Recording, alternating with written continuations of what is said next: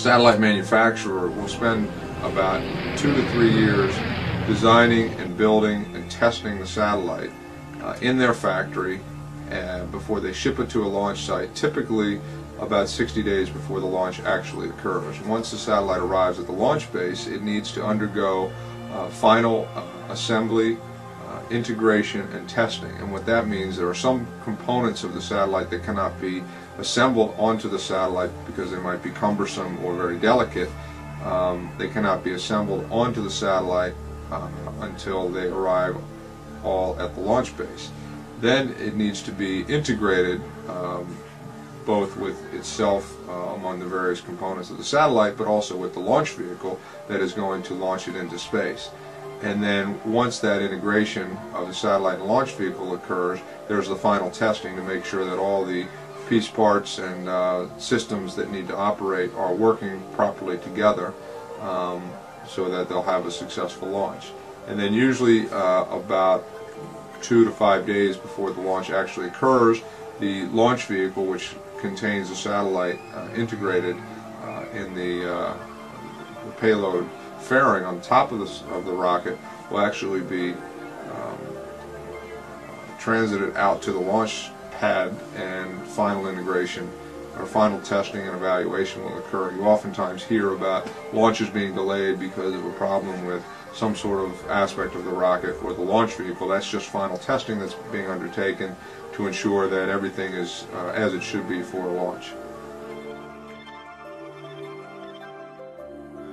With most types of insurance, you have very many what we call insured risks. Think of the number of cars on the street or the number of houses around the world. All of those are insured individually, but not for a whole lot of money, whereas on satellites, there are not many satellites which are launched, but they are insured for a significant amount of money. So in terms of insurance, it's a little bit unusual, but the actual product that is used is like any other type of insurance.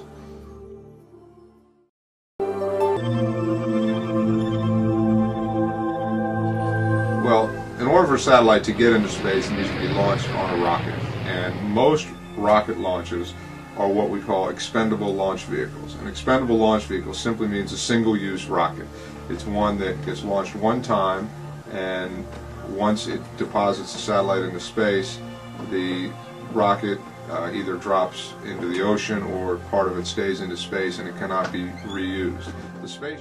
Right, so when the launch vehicle first lifts off, it has these boosters strapped to it, right, and they'll burn until they're empty, and then they'll fall away to lighten the load. This is another big rocket here. It comes up about, so far. So that's the first stage, and then that all blows away, and then or is ejected and falls away. And you can see in here there's another rocket motor underneath this shroud, so that all comes apart as well. And then this section here begins to fire. And then you see there's a third phase above that, another rocket motor here. And then up above, inside the shroud, you can see an example of a spacecraft. So this was Intelsat 6, flight number 3, so we call it 603, right? So on 603, it was being launched on a Titan launch. Titan generally was launching government military payloads, and they would launch 2 of them. Ours is so big they could only launch 1. Because it was so big. But they would generally on the Titan have 2 spacecraft, right? And so when it got up and, launch vehicle does the first part of the launch, and then it deploys the spacecraft. And so there's 2 separate sets of pyrotechnics. One deploys first, so they push the button and it goes pop, and this one goes off. And then a little while later they push the button and the second one goes off. But we only had 1 spacecraft. And when they got this thing up there, they pushed the button and it didn't go pop. What they had done is they had wired it to the wrong pyrotechnic. Now on the bottom of these spacecraft there was mounted a solid rocket booster, because the launch vehicle puts it into what's called an elliptical transfer orbit. Very elliptical. Lower part of the orbit's like 200 miles. The top of the orbit is geosynchronous at 23,000 miles. Very elliptical, right? And so this solid rocket motor would fire to get this into a circularized 23,000 mile orbit.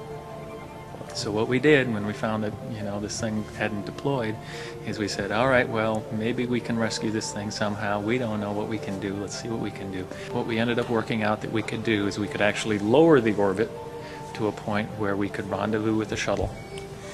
And the space shuttle went up with a new booster back in the cargo bay. And the astronauts were just to try to capture this satellite, bring it into the cargo bay, attach the new booster, and then we'd relaunch from orbit. And you know, everything was planned. The shuttle went up. We brought the satellite down. What they were supposed to do initially is the astronaut was supposed to stand out on the end of the robotic arm, right? And he had this bar, they called it a capture bar. He was supposed to put it up underneath the skirt here, and it was supposed to, as the satellite was slowly turning, it was supposed to sort of lock into place, this capture bar. And then the robotic arm would hook onto that capture bar and they could bring it in. Well, what happened was he put the capture bar up and he touched the satellite, and the satellite started tipping and rocking, and he could never get it locked in. So the satellite's now going like this, and they had to back away and give up on it.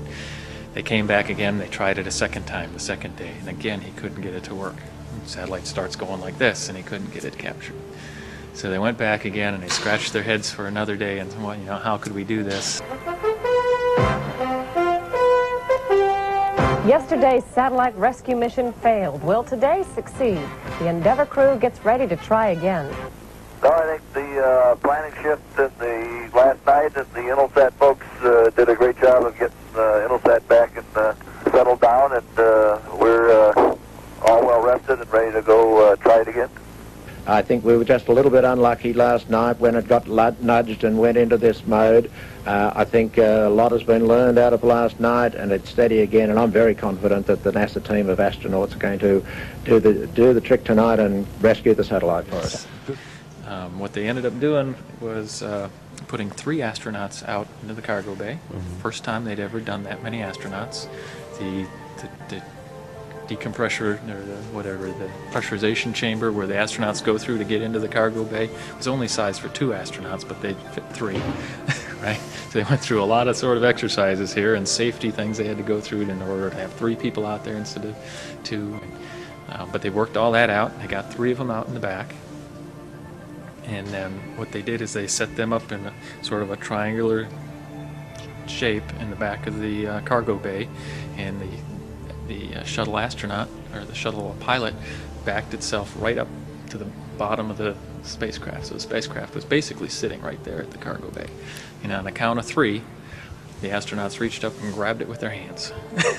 And they sat there and they held it for quite a long time until they were sure it was stable. And then one of them let go, and they went underneath and put the capture bar on, and then the robot grabbed it, and the rest is history. They were able to pull it down. They were able to mount it to the rocket, deployed it from the back of the shuttle, and a little while later we fired the rocket, and it all worked. And it all worked. The shuttle's and the satellite's been providing us service for a long time.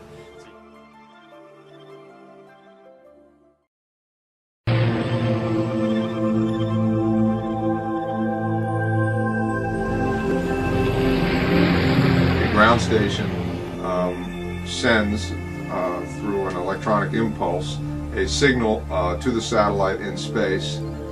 That satellite receives the signal, transfers it, and then re-amplifies it and retransmits it back down to a satellite dish on a home, or a satellite telephone, or a receiver for a satellite radio on a car.